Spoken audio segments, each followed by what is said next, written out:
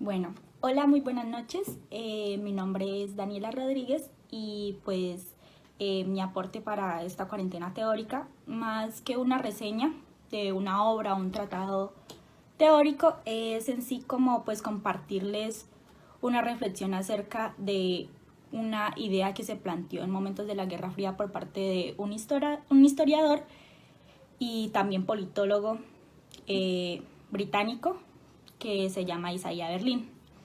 Bueno, les voy a compartir pues un escrito que yo realicé sobre el tema y, y les dejo abierta la reflexión sobre lo que es libertad.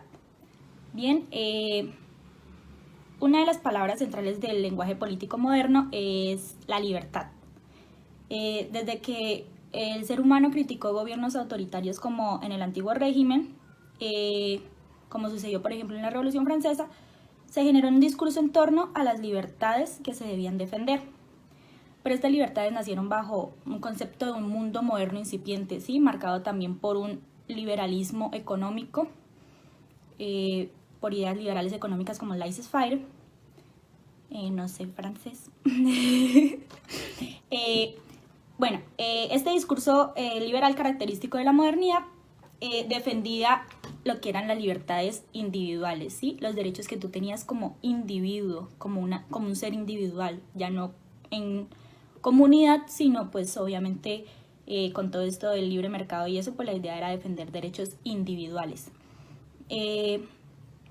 Esto pues también permeado por un proyecto que venía desde la Ilustración, de resaltar las capacidades del ser humano, propiamente pues como él. Bueno, se genera una defensa de los individuos a través de lo que fue el derecho del hombre, libertades de expresión y todo este tipo de ideas. Sin embargo, ni la idea actual de libertad, la idea que tenemos hoy en día de libertad, ni un barrido por la historia conceptual de esta palabra, nos ha permitido entender hoy en día qué es la libertad. Por eso dejo abierta la pregunta, porque ya que existen tantas concepciones de libertad hoy en día, es muy común preguntarse qué es libertad o si realmente somos personas libres. La libertad por mucho tiempo se ha considerado una facultad o un derecho del ser humano de elegir lo que quiere, siempre y cuando sea de manera responsable y no afecte la libertad de los demás. Sí, como esa idea muy conocida de tu libertad llega hasta donde empieza la del otro. Se supone que esto en pro de llevar una buena vida en sociedad. Pero pues de aquí surgen nuevas preguntas, como por ejemplo si nuestros deseos también están condicionados por la realidad social en la que nos enmarcamos, los intereses de clase, necesidades, además de que por más de que todos seamos libres, todas las personas poseemos las condiciones necesarias para ejercer nuestra libertad como se nos plantea, sea tanto por lo racional como por lo material. Bueno, no es, como por decirlo así, un secreto que en el momento en que incorporamos la noción de libertad en nuestro lenguaje político, esta ha sido sujeta a múltiples discursos, tanto de dominación como de reivindicación y revolución en nuestra historia, ¿sí? Se manipuló tanto para intereses estatales, teniendo en cuenta que pues la idea de libertad nació muy ligada a la idea de nación y a la idea de formar una nación y nacionalidades, ¿sí? Proyectos políticos que promovieron la conformación de nación, donde el Estado, pues existiera un Estado, pero la soberanía recayera sobre el pueblo. Aquí nuestras famosas democracias. Pero después de las grandes guerras mundiales, el mundo sufrió una gran transformación en todos los sentidos, tanto político como económico, como social, cultural. Pero a partir de este momento es donde se ubica el escrito que yo les vengo a traer y es en torno al discurso generado en la Guerra Fría. ¿Sí? La idea era, pues, el mundo estaba marcado por una gran polaridad en donde tanto el capitalismo como el socialismo querían pues tener la hegemonía mundial. Por su parte, el socialismo promulgaba el bien de la comunidad, mientras el capitalismo se permeaba de estas ideas liberales, incluso de un neoliberalismo centrado en los derechos y libertades individuales, más no de la comunidad como planteaba el socialismo. ¿Sí? Bueno, pese a que los dos apuntaban a concepciones diferentes del mundo, las dos ideologías tendieron a lo dictatorial. Pues es una dictadura disfrazada de bien social por parte del comunismo, pero también una dictadura capitalista disfrazada de libertades individuales, que tenía su máxima expresión cuando los individuos gozaban de grandes beneficios debido a las políticas económicas liberales, ¿sí? Entonces, pues, se hacía propaganda de esta idea de que estos individuos gozaban de muchas libertades, pero pues nos planteaban era la idea de gente que tenía la capacidad económica para ejercer sus libertades. Sin embargo, ¿era la sociedad en general libre? ¿O solo aquellas élites que gozaban de estos beneficios? Bueno, este discurso también fue replanteado en los movimientos de los años 60, que reivindicaban diferentes derechos, movimientos de género, movimientos estudiantiles, movimientos laborales, etc. Bueno, esta corriente de pensamiento nació, como les venía diciendo, en la Guerra Fría y tuvo su máxima expresión en el académico Isaiah Berlin. La base de, bueno, es esto que plantea Isaiah Berlin en un texto o un escrito de 1958, es un ensayo llamado Dos conceptos de libertad. Fue, como por decirlo así, la base ideológica del conflicto de la Guerra Fría. Fue el discurso capitalista que dio una nueva visión de libertad al nuevo mundo. Una nueva visión de libertad al mundo. Bueno, lo que plantea Berlin es que existen dos libertades, una negativa y una positiva. Según Berlin, la libertad negativa es aquella que se caracteriza o se define por la ausencia de coacción externa al individuo, por lo que el individuo es independiente y libre de hacer lo que quiera sin presiones. O sea, el individuo es libre en la medida en que nadie restringe su acción, ya que se le permite ejercer su voluntad. Por otro lado, la libertad positiva es la capacidad de un individuo de ser dueño de su voluntad y de controlar sus acciones. En resumen, la negativa se refiere a que el individuo es libre debido a la ausencia de coacción, mientras que la positiva defiende que el individuo debe tener control de su propia vida, ¿sí? Y pues la ley en ese momento lo que hacía era operar restringiendo las libertades negativas para preservar las libertades positivas. Pero bueno, estos distintos tipos de libertad pueden entrar en conflicto en la práctica, por lo que el orden político o el Estado debe proporcionar diversos mecanismos para mediar las disputas en fin de proteger las libertades. En ese sentido, el Estado solo debe intervenir para proteger las libertades individuales, del resto el Estado no debe intervenir en nada más. Sí, un pensamiento bastante del liberalismo clásico, de un neoliberalismo económico, similar al económico. Bueno, la idea es que este sea mediador de los conflictos, pero no se puede exceder ni interrumpir en la autonomía de los individuos.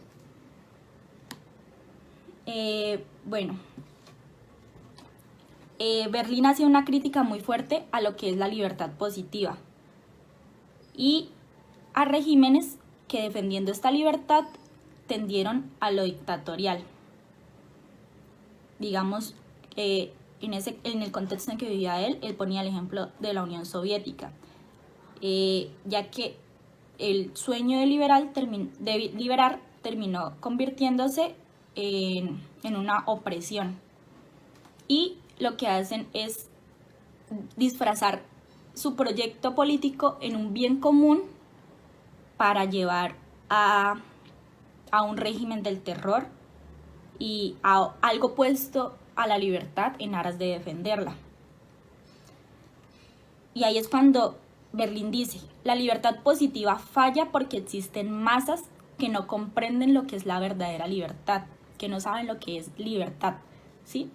Y son persuadidas y guiadas por una creencia falsa de que existe una única respuesta para los males humanos, lo que hace tender a realizar sacrificios con fin de conseguir soluciones.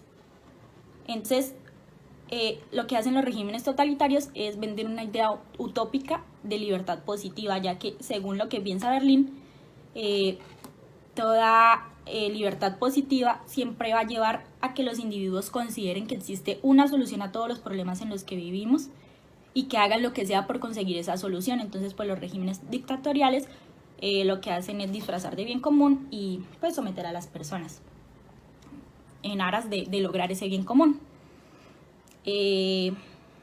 Bueno,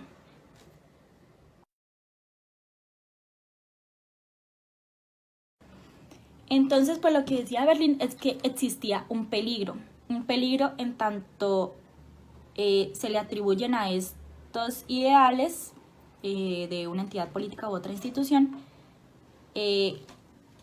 la colectividad, y el peligro está en que bajo el interés de la mayoría o el bien común se puedan eliminar las libertades individuales.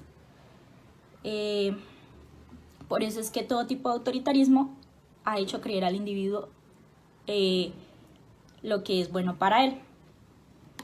En ese sentido, pues podríamos decir que Berlín creó un movimiento contrarrevolucionario en la medida que pretendía inculcar a las masas que las tentativas revolucionarias iban a llevar siempre a un desastre, porque lo que iba era a llevar al fin de las individualidades y de las libertades. Entonces, pues ahí es cuando plantea que la libertad negativa es la solución, ya que pues nos va a llevar, como por decirlo así, a vivir bien como individuos y a preocuparnos por nosotros como individuos, y que el Estado entonces debe garantizar que las acciones individuales no interfieran con los del otro, además de que el poder también debía ser restringido. Entonces lo que hace es concebir una sociedad en la que no haya más ideal que los deseos individuales y la libertad que se tenga para satisfacer estos deseos individuales. Es muy característico de un sistema neoliberalista que responde o que propone o que pretende limitar el poder de los políticos, en especial aquellos que dicen hacer el bien pero terminan siendo autócratas. Bueno, otro de los problemas principales que identifica Berlín es dónde establecer una frontera entre el ámbito público y el ámbito privado, por lo que se debe alcanzar un compromiso práctico entre las libertades de todos. Bien, si bien Berlín nos plantea como repensarnos los ideales que nosotros tenemos como individuos en aras de defender nuestras libertades, pues él cayó como en su misma trampa, por decirlo así. ¿Por qué? Porque, como dice él, los individuos que no saben qué es su libertad tienden a concebir la solución como un ideal y hacer lo que sea por conseguir este ideal, que llevará a lo contrario a lo que es la libertad, sino a una presión. Eso pasó con su libertad negativa. ¿Por qué? Porque se llegó a concebir tanto como que la solución a nuestros problemas no existía, entonces debíamos seguir esta forma, pero no nos dábamos cuenta que estábamos solucionando los problemas así.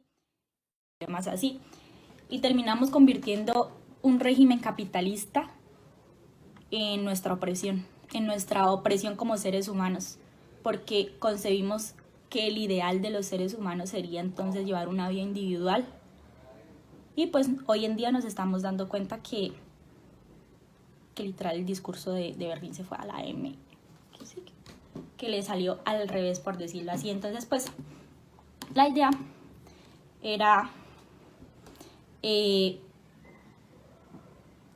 demostrarles cómo esta propuesta de libertad negativa nos llevaría a una especie de dictadura capitalista disfrazada de libertades individuales. Sí, se nos plantea un sueño de igualdad de oportunidades en donde todos podamos conseguir lo mismo sin tener en cuenta que este sistema capitalista que nos hace, sí, que nos plantea dejarnos llevar por nuestros deseos individuales, lo que está haciendo es crear una brecha de desigualdad económica demasiado amplia que pues genera también problemas sociales.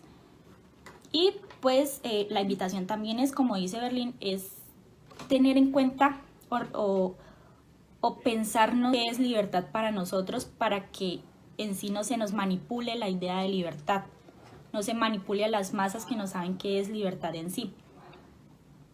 Entonces, pues mi pregunta es, ¿qué es libertad para ustedes? Personalmente, yo creo que la libertad es, o que la concepción de la libertad responde también a la realidad en la que vivimos. ¿Sí? Similar, digamos, a cuando Maquiavelo planteaba una monarquía autoritaria en momentos de crisis, pero en momentos en que se solucionara esta crisis debería generarse una república. Así es como responder a los problemas que tenemos en este momento y no dejarnos llevar de concepciones sí demasiado abstractas que no van a solucionar nuestros problemas en sí. Entonces, pues, las reflexiones en sí es que la idea de libertad que se nos ha planteado desde la Guerra Fría, donde Estados Unidos tomó el liderazgo de una hegemonía capitalista, nos está llevando cada vez más a la destrucción de nuestro mundo. Las individualidades en estos momentos no funcionan. No puedes decidir ejercer tu libertad de comprar desmesuradamente o de saltar protocolos de sanidad simplemente porque gozas de recursos necesarios, como por ejemplo un carro para tu seguridad o un capital para mercar, ¿sí? Desmesuradamente. Hoy en día más que nada el mundo necesita replantear sus prioridades y se debe hacer en sociedad. Es egoístas como se nos ha planteado desde los discursos liberales económicos, como seres individuales, porque sí, por más que seamos individuales y por más que tengamos prioridad en nosotros como individuos y como personas, no debemos olvidar que vivimos en una sociedad y que la sociedad nos afecta así como nosotros afectamos a ellos. Entonces la idea es generar un bien común, por decirlo así. Pues esa es mi invitación, no sé qué piensen ustedes, por eso pueden dejar sus comentarios y reflexiones. Pero mi idea es que si seguimos como seres egoístas, vamos a acabar con el mundo más rápido de lo que pensamos. Bueno, espero sus comentarios. Adiós.